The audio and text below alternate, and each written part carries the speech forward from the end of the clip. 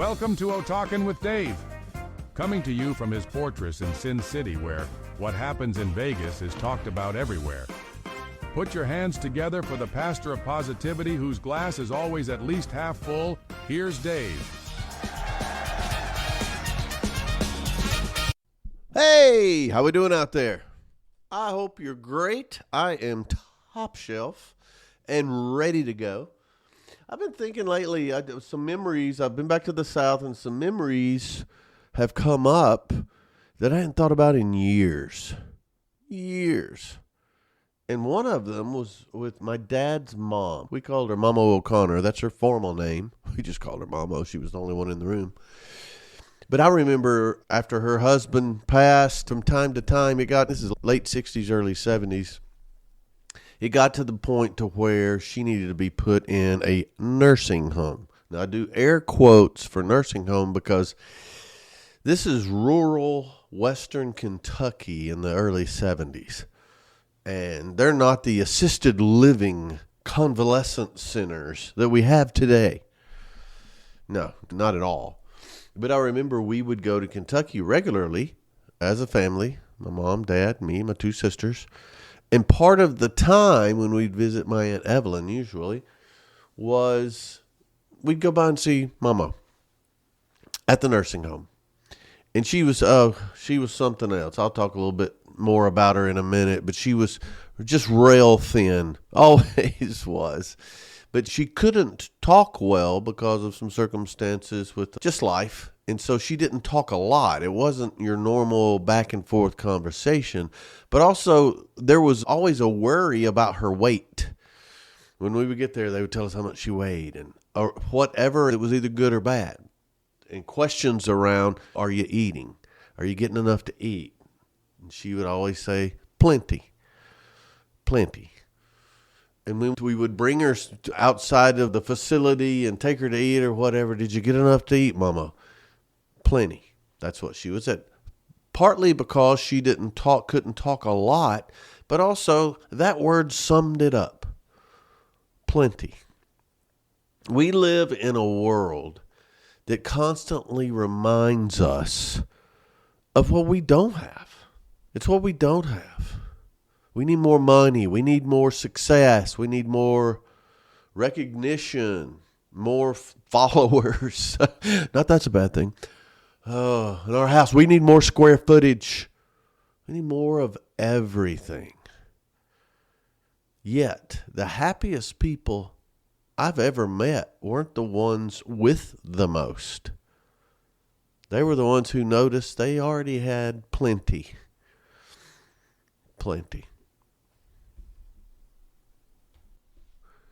And what does plenty really mean?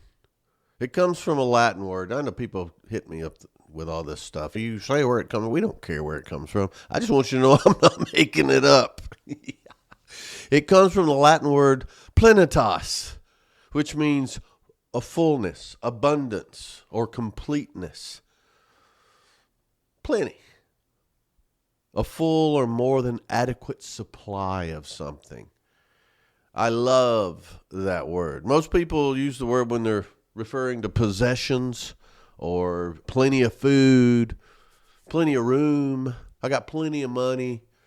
You don't hear it that much, do you? I don't hear that word outside of the South. I heard plentiful, yeah, but plenty. Most important use of the word isn't about possessions at all, though. It's a perspective. I've grown to know it as a perspective. I love plenty of laughter, plenty of memories, plenty of opportunities, plenty of people who love us, plenty of reasons to keep going, and plenty of reasons to not quit. Never quit. You can stop, but don't quit. Even in the darkest moments, there's usually far more right than wrong. And the problem is that the pain is louder than the gratitude. Gratitude a lot of times is quiet and hard to notice, but pain screams for attention and usually gets it. Our brains are not designed to make us happy. Our brains aren't and our minds surely aren't. They're designed to keep us alive. And we talk about this a lot. Survival, that's what they're taught. Psychologists call it a negativity bias. It's just pure old survival. Where are my enemies? What's a threat? What could possibly go wrong? Oh my goodness, let me make up all this stuff. We talk about that during Worryless, a podcast or two ago. And that single criticism will outweigh all the compliments we get. That's what we focus on. That's the way we're wired. I'm not hacking on anybody. We're wired that way. One bad event will overshadow 100 good ones. I remember many vacations where we had a great time as a family. I'm talking about me as a bambino now. We get back and, oh, did y'all have fun? Oh, it was so much fun, blah, blah, blah. But we ate at this one place. I'm sure their shrimp were frozen or something like that. They talk about the traffic. Oh, the traffic was horrible on the way home. What about the week we spent at Panama City? What about that? What about this golden tan we have? And you're going to talk about traffic on I-65 going through Birmingham? Yeah. It's almost like the brain is a smoke detector. You only hear it when danger or something negative happens. It's beeping at you. It notices. The smoke detector does not notice what's going right. It's what's going wrong. Which is useful in the case of a fire, but most of the time, hey, I'm not saying I want my smoke detector to talk to me like Alexa does, and she's probably listening right now, and just pontificate on all things positive. I've almost got her trained to just talk about the positive. Every day I'll say, give me something good. Give me some good news. Very confused electronic AI situation. She does it. The brain is useful. That's how we survive. There's a bear coming at me. I want the brain to notice that and act accordingly. But it's not so useful when you're sitting on a beach worrying about something that hasn't happened yet and probably won't. So much research done on this. Decades. Studying gratitude. People that are grateful. People the glasses half full, and the results are remarkable. They are. People who regularly practice gratitude show higher levels of happiness, lower levels of depression, better sleep, which is so important, stronger relationships, improved physical health. The sleep helps with that, but also they're grateful. They feel better about things. They are physically in better shape. And then just greater resilience during tough times. And you have tough times. We all do. Studies have found that grateful people tend to experience more positive emotions, recover faster from setbacks. That's huge. They recover faster and then maintain stronger social connections, a stronger circle. It's obvious. Who you want to be around, a positive person or a negative person? But people who look for a reason to be thankful usually find them.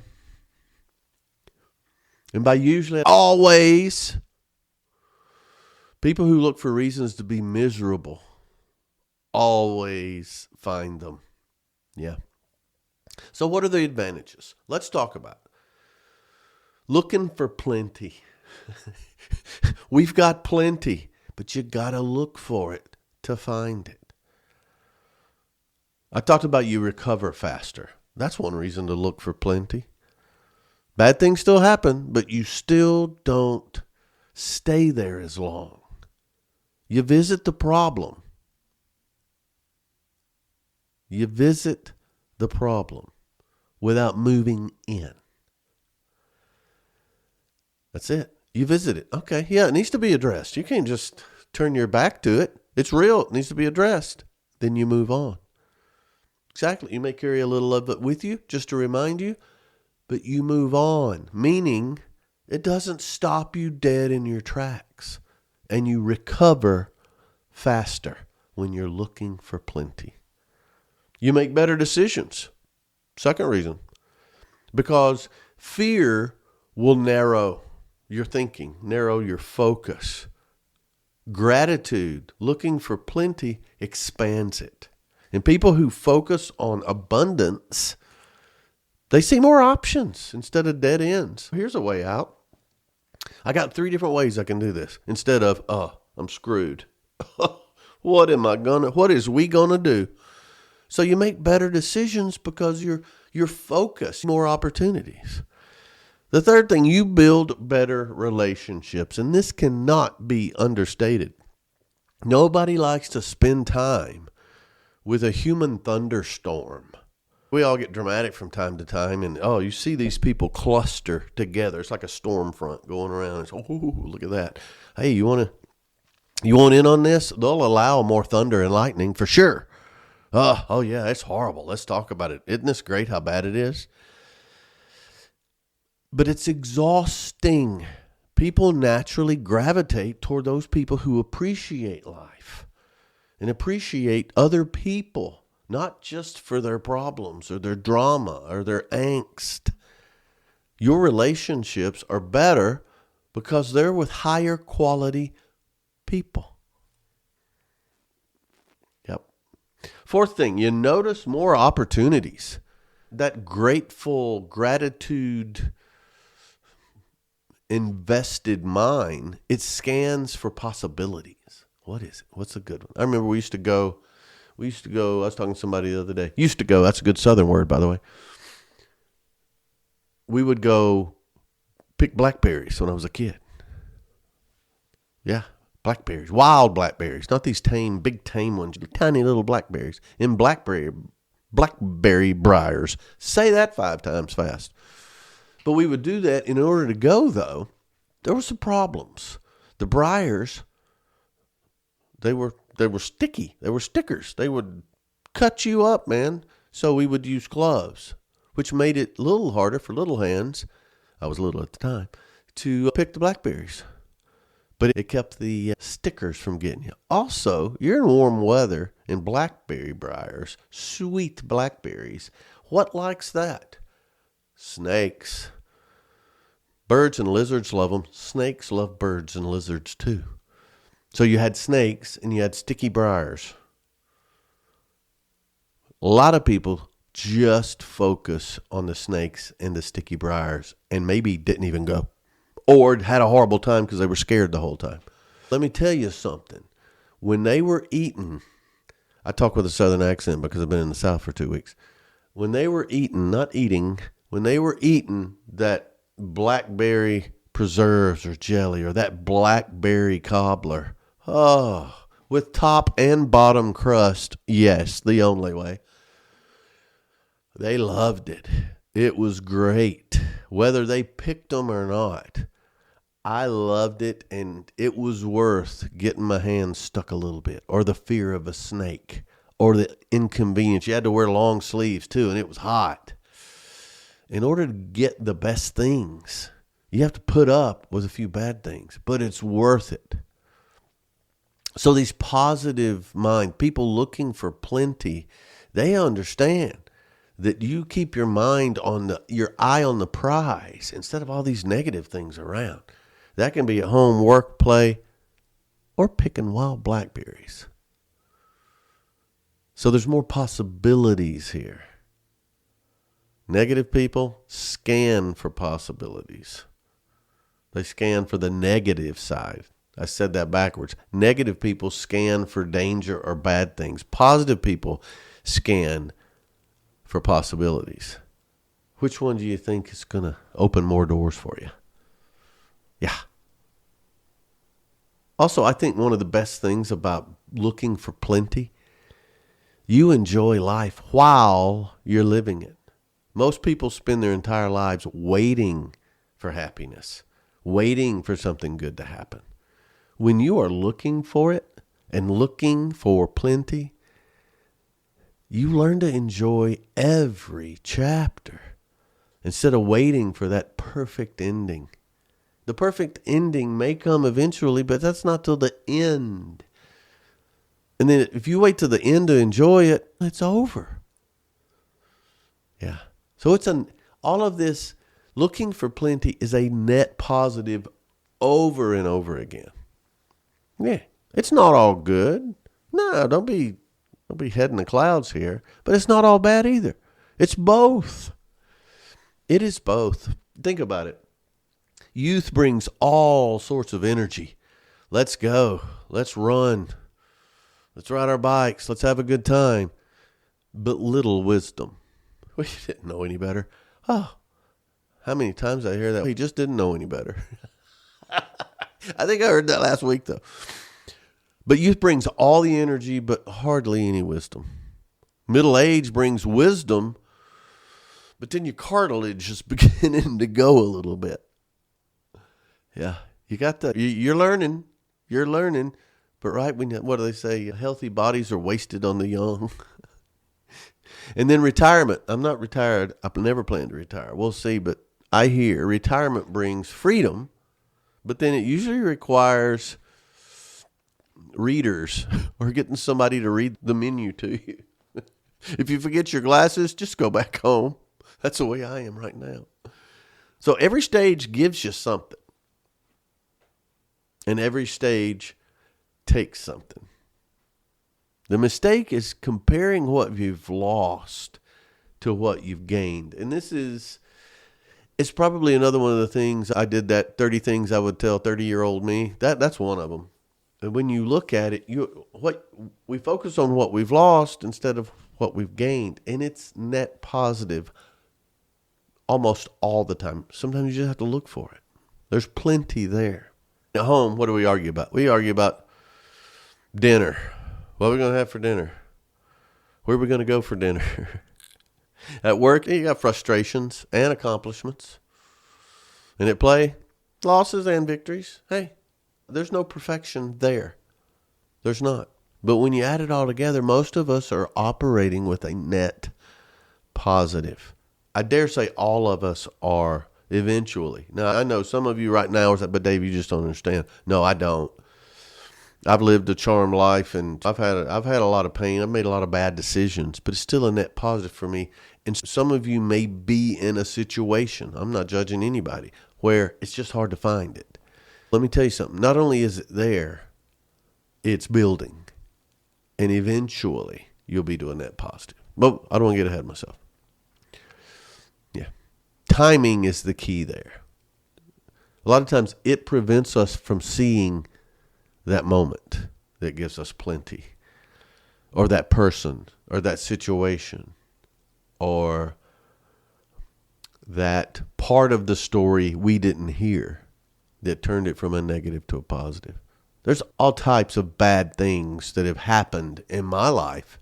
Like the Chinese farmer said, maybe, we'll see, that turned out to be great. Let's think about a few that in most people's lives. Losing a job. Most people will admit the best thing ever happened to me was getting fired from that job. It forced growth that never would have happened otherwise, or an opportunity I never would have pursued. And that could be downsizing. It can be COVID. It could be any number of things that caused a career change. At the time, oh no, that's my identity. Many times, it was the beginning of a new, more plentiful chapter. Failed relationships. We have them all the time. I can see, and I've talked to people where the heartbreak felt unbearable. Can't go on. What really happened is the lessons became invaluable and prepared them for the rest of their life and prepared them to appreciate all the different things. Usually it's freedom, control, and resolve, which I know a little about. But a failed relationship, oh, it's the end. Oh, baby. It's the end of something that needed to end. Rejection. Nobody likes rejection. What, are you kidding me? I not only want to be picked, I want to be picked first. Second is first place for losers. But you get rejection, this is going to lead to the opportunity you didn't understand. And it often creates an opportunity you were supposed to have. You weren't supposed to make that team. You weren't supposed to get picked for that job. You weren't supposed to go out with that person. wasn't rejection. It was holding your place in another line. Failure is another thing. Failure? Are you out of your mind? What good can come from failure? I failed many times. I failed because I didn't have the skill level I needed. Hello? It revealed to me the skills I needed to improve. If I hadn't failed, I wouldn't have improved to this level or to that level and achieved the skills required for that job, for that golf scramble, for that group of friends I wanted to be a part of. Any of that. It takes failure many times in order to win. How about relocation? Oh, and I've moved, 8 times in my life? Maybe more. The first 4 years I was married, I moved every 6 months. Not necessarily across the country. I waited a little bit. Then we started zigzagging across the United States. But this doesn't have to necessarily be geographical relocation. That's a lot of syllables in 2 words. You count them. I'm too tired. But moving away from what's comfortable, that often leads us directly toward what is possible. Some people they don't understand that. It's getting out of your comfort zone. Negative people, they don't change. They want to stay right there in that sea of negativity. But people that are looking for plenty, it's all around you, but it's also over there too. Plenty of what? Look around. Sometimes it's a mindset relocation you need. And you don't do that usually voluntarily. But some people never see it. Some people just can't. Bless their hearts, #blessed. They just can't see it. And why? Why is that? They don't see abundance. They don't see plenty. Most of the time, because it's what we said earlier, they focus on what's missing instead of what they have. They can't get over it. They just can't get over it. I wanted the G.I. Joe with the Kung Fu grip, but I got Big Jim that he had made a muscle and chopped a board in half. He didn't have any cool clothes. He didn't have any dog tags. He didn't have a 5 o'clock shadow. No. He looked like, I'm not going to tell you what he looked like. My dad was worried. But I didn't have the GI. I didn't focus on that. No, I focused on Big Jim. I focused on what we had. That and my Hot Wheels until Dad flushed one of them down the toilet. And that's a long story, but I'm still not over it. However, there are more. There's always more. Don't focus on what's missing. Focus on what you have and what's possible.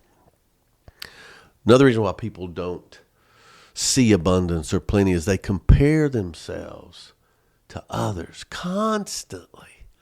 Keeping up with the Joneses. Yeah, but they've got this. Yeah, but they've got that.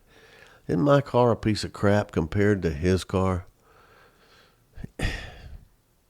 I'm eating Hamburger Helper. He's eating steak. I love Hamburger Helper. But they just don't see it because they're constantly comparing. Here's one that really hurts some people, and it's a tough one. I may do an O-Talk on this. They replay old pain. How many O-Talks have I done on you've won the war, but you still love to visit the battlefield? And usually you visit those battles you lost. They replay old pain on repeat. It's like my buddy Bill who had an iPod Shuffle and just dates us. And he had one song on it. That's the only song. It was Cheap Trick too. Oh, bless his heart. Bless his heart. But they replay that, how they were wronged, what they're missing out on, how they were rejected, when they failed. It's constant. No wonder you can't see abundance. No wonder you don't see yourself as having plenty. Or they make a temporary hardship for a permanent reality.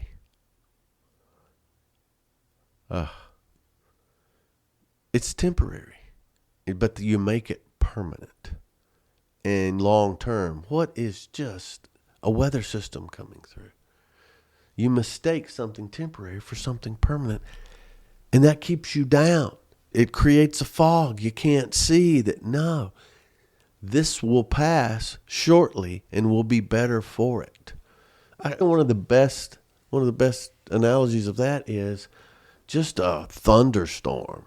Boom, boom. Scared me to death as a kid. But we needed the rain. We needed the rain. And it made everything better. Also, a lot of people will do this, and I get this so much. You're just ignoring reality. Oh, you're always so Pollyanna. Everything's not roses. And I know. Yeah, these people don't see the abundance around them because they feel like gratitude is ignoring their problems. No. Just ruminating over your problems is ignoring your problem because you're not addressing it. A problem talked about is still a problem. A problem acted upon is headed toward resolution, which makes you feel better. And then once it's resolved, you're grateful. See what we did there? Gratitude is not ignoring your problems. It doesn't deny reality. It simply refuses to let reality be defined by one bad chapter. Don't not go on vacation because of the traffic in Birmingham. It's just part of it. So there are ways to notice. How do we notice abundance?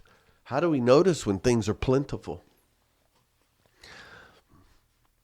Ask a better question. Instead of, why is this happening to me? Why me? Oh, why does it always have to happen to me? And it's like, all right, that's a setback, but what's going right? This isn't going well, but hey, I've got all this other that is. What's going right? What's going wrong? Okay, that's quick. What's going right? Wow. We said it earlier. 9 things can go right, 1 thing go wrong. What do we think about that one thing? So look at what's going right. And look at what remains. You may have lost something important, but there's something still there. Start with that. Start with that. Yeah, you lost something, but you didn't lose everything. Count what you've got, not what you lost. There's some great, Mike Mack's got some great lyrics in his songs about that. And it's the positive and the negative side of it. But look what's still in the basket. The thing is, sometimes it's something small. So you've got to celebrate small wins too. Small victories can build into momentum and large victories. Yeah, small victories, if you don't look at them, you get stagnant and you quit. And you don't get to those big victories that were just around the corner. So celebrate the small ones. They're still wins. They still count. And one thing too, compare backward. Occasionally, I talk about don't compare, but occasionally compare yourself to where you used to be. Where you used to be. And then sometimes it's even cool to look at where someone else appears to be. Now, I'm not talking out of both sides of my mouth. I'm just saying occasionally, look, hey, I'm not where I want to be, but I'm further along than I was because I used to be there. And a lot of my friends are still there. It's a pep talk. You need to be able to do that. Don't do it all the time. Don't depend on it all the time. But sometimes it's cool to take inventory. And to do that, you have to look for evidence every day. The 3 things. 3 things that went right. 3 things I accomplished. 3 things I overcame. It's what me and my daughter have done for years. We email each other every Friday. 3 things you're excited about. 3 things that have gone right this week. Positive. It's a scroll of things. And you'll discover usually when you go to those 3, you have to narrow it down to 3 because you're looking for them now. That's the beautiful thing about human nature instead of the negative side. Plenty creates more. Plenty creates plenty. It does. That mentality, it perpetuates itself. People who expect abundance, they notice more opportunities. They build stronger relationships. They take more constructive action. I can do this. I can overcome this. This is like then. And I overcame that. I can overcome this. It inspires confidence in other people. People love to hang around people who have a grateful heart or a can-do attitude. And it creates that in them. It pulls it out and builds a stronger atmosphere, stronger circle. And it creates momentum. It's real. We're not just playing mind games. Of course, the opposite is true. That scarcity, instead of plenty, it's scarce, it creates more scarcity. Grateful mindset creates more gratitude. And then you tend to find what you're looking for. So how do we do it? How do we find plenty when it doesn't feel like we have enough? Great question. First of all, stop moving the finish line. Many people, they hit their goal only to immediately create a new one. Okay, that's fine, but celebrate it. Celebrate that win. Don't just extend the race. No, it's a new race now. Take time. Celebrate that win. Then start again. Because if you go right past it, you didn't get that lift. You haven't had plenty. You just want more. So you got to enjoy. Don't move the goalpost here. Hit it and then go again. But also enjoy the game. So many times. I like to practice. At times it got to be pretty rough. But the reason you practice hard is so you can enjoy the game. Enjoy the journey. The farming quote, not every season is the harvest. You got to do a lot of work just to prepare the soil before the first seed is planted. And then you got to plant. And then you got to weed and maintain. You got to respect all of that and then enjoy the harvest. But you can enjoy all of it with a plentiful mindset. I think, not in a bad way, but I think in a good way, we need to focus on experiences. Memories often outlast possessions. I've got a room full of junk. Also, last year, I think I took 42 trips just to donate stuff. But I have the memories. And the memories, I'll never lose the memories. That's why we keep pictures, isn't it? So focus on experiences. Experiences are stories that we recall and apply.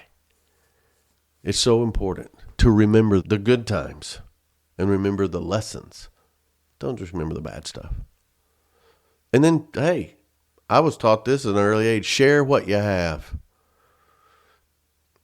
Share what you have. It can be words. It can be encouragement. It could be food. It could be money. It could be time, which is probably the best thing. Share what you have because generosity magnifies appreciation and gratitude. It does. And then remember the alternative. Many things we take for granted were once things we prayed for. Oh, God, if you'll just give me this. Oh, that's all I want. That's all I need. I'll do all these things for you if you'll just give me this. Don't forget that. That's a big one. So, there are going to be hard days. Oh, don't we know it? There are going to be a lot of losses. Oh, still got to pause the record. There are going to be disappointments, for sure. Nobody gets through life without getting banged up a little bit and having scars. But at the same time, during that, there's laughter. There are friendships. There's music. There are sunrises and sunsets. There are dogs. Dogs that just, pets, animals, whatever, but my dogs, they brought so much joy. Children, there's nothing more important to me than my two kids. Nothing more important. Second chances. Second chances are a positive.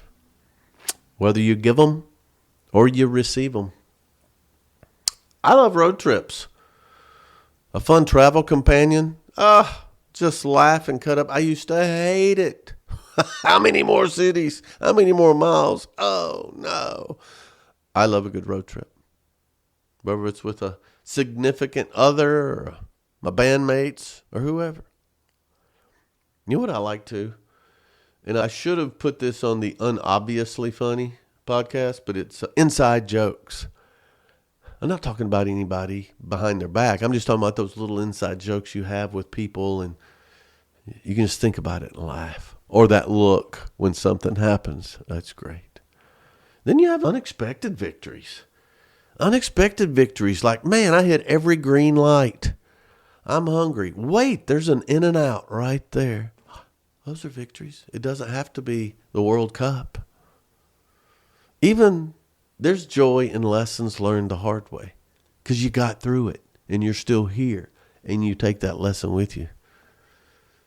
Another one, and I've experienced this a lot in the last year and a half, people who love us more than we realized. That is joy. And the truth that most of us are surrounded by far more blessings than burdens. We focus on the burdens.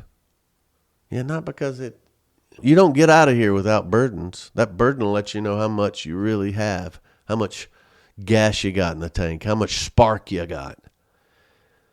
Either way, life is full. And fullness is the very definition of plenty. So wherever you are today, home, work, or play, maybe all three today, whether you're celebrating a victory or you're just surviving a setback, look around. Take your time. Look carefully. There's plenty to be grateful for. Plenty to learn. Plenty to enjoy. Plenty to love. Plenty to hope for.